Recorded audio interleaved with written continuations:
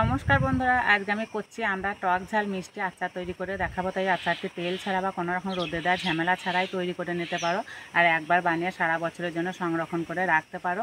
তো আমার রান্নাঘরের পাশেই আমরা গাছ আছে, সেখান থেকে আমরা পেরে নেব। আর এই যে একটা বড় লগা নিয়েছি, লগাই করে পেরে নেব।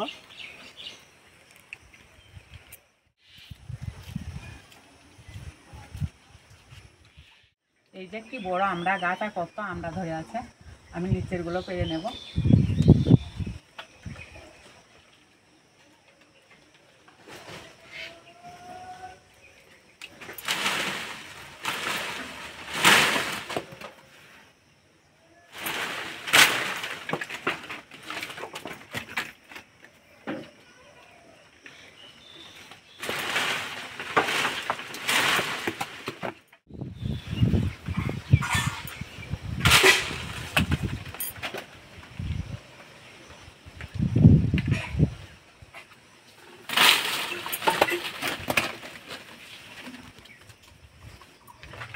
আমি একটা অন্য লাগানো এসে ওই লাগাতে অসুবিধা হচ্ছিল, এবার পুড়িয়ে নেব।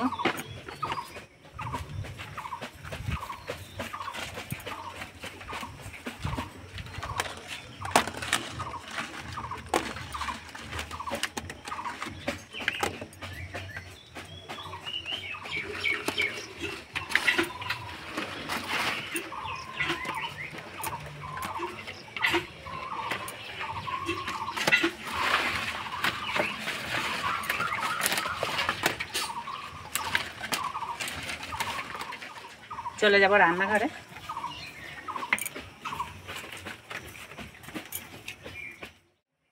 আমরা নিয়ে চলে এসেছি রান্নাঘরে। এবার একটা করে বোটা ছাড়িয়ে নেওয়া জলের মধ্যে দিয়ে দেব।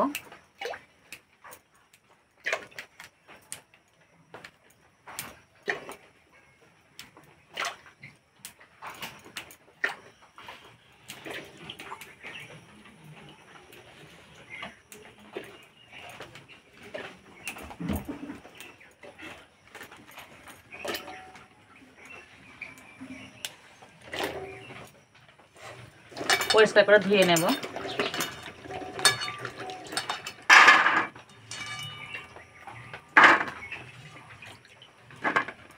এবারে আমড়াগুলোকে কেটে নেব, অল্প করে একটু ছাড়িয়ে নেব, যেহেতু কচ্ছি জালি আমরা তো একটু কষ্ট লাগবে, সেই জন্য খোসাটা অল্প করে একটু ছাড়িয়ে নেব।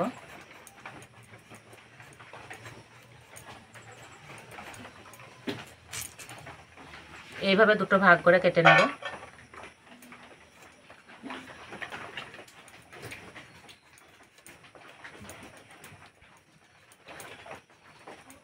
আর বন্ধুরা, মেঘে যা বর্ষা পড়েছে, কয়েকদিন ধরে সমানে বৃষ্টি হচ্ছে, একটুও রোদ উঠছে না।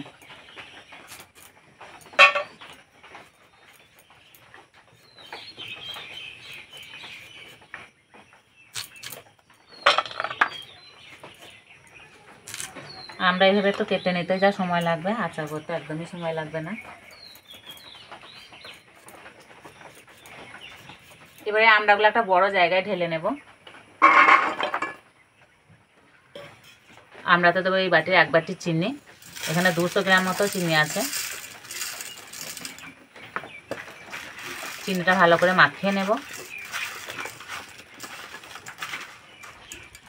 ঢাকা দিয়ে কিছুক্ষণের জন্য রেস্টে রেখে দেবো, এতে কী হবে, চিনিটা গলে যাবে।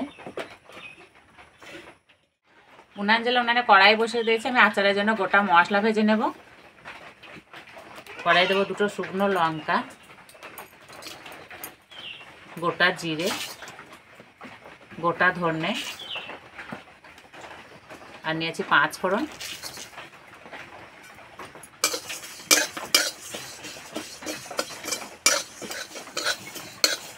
আর বন্ধু, এই মশলা ভাজার সময় খেয়াল রাখতে হবে যাতে বেশি ভাজা না হয়ে যায়। বেশি ভাজা হলে মশলা তেতো হয়ে যাবে, এতে আচারটা খেতে ভালো লাগবে না। এই যে ভাজা খুব সুন্দর একটা গন্ধ বেরিয়েছে, এবার আমি নামিয়ে দেবো। এদিকে চিনিও গলে গেছে, এই যে। এবার কড়াইয়ে দিয়ে দেবো।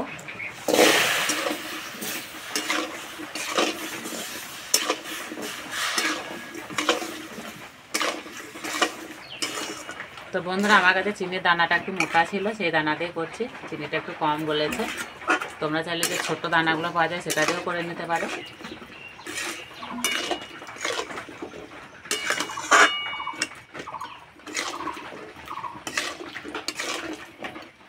এইভাবে কিছুক্ষণ জাল দিয়ে নেব।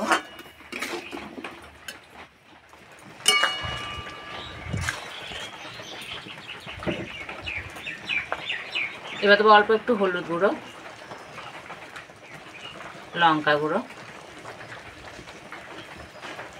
স্বাদ মতো নুন,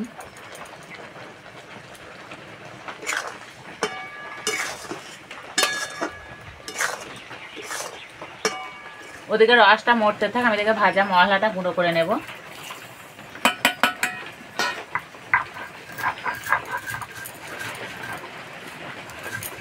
একেবারে মিহি করে গুঁড়ো করবো না, একটু গোটা গোটা ভাব থাকবে, সেইভাবে গুঁড়ো করে নিতে হবে।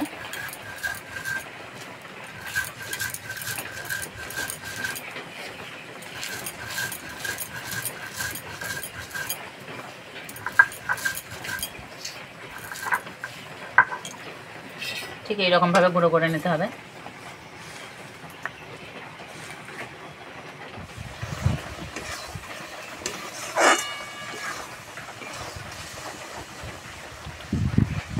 এবার দেবো 1 চামচ ভিনেগার, এটা আচারটা অনেকদিন ভালো থাকবে।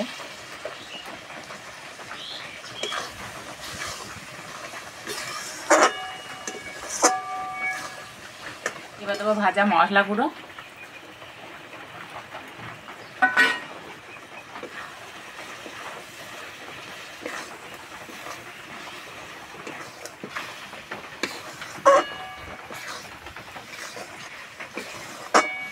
এই আচারটা তোমরা গুড় দিয়েও বানাতে পারো।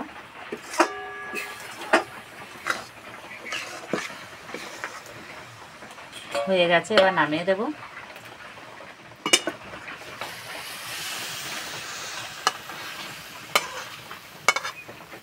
তো বন্ধুরা, তেল ছাড়া যে এত সুন্দর আচার বানানো যায়, না বানালে বুঝতেই পারবে না। আর রঙটা কত সুন্দর হয়েছে, আর প্রত্যেকটা আমরা কিন্তু গোটা গোটা হয়ে আছে। ঠান্ডা হলে বয়ামে ভরে দেবো, তাহলে সারা বছর ভালো থাকবে। এটা কাচে বয়ামে ভরে দিতে হবে। আমার তো খাওয়ার আগেই জিভে জল চলে এসছে।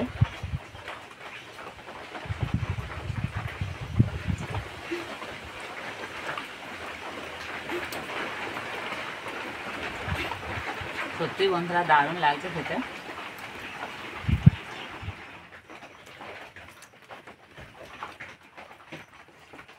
মুখ থেকে ছাড়বে না, এত সুন্দর লাগছে খেতে।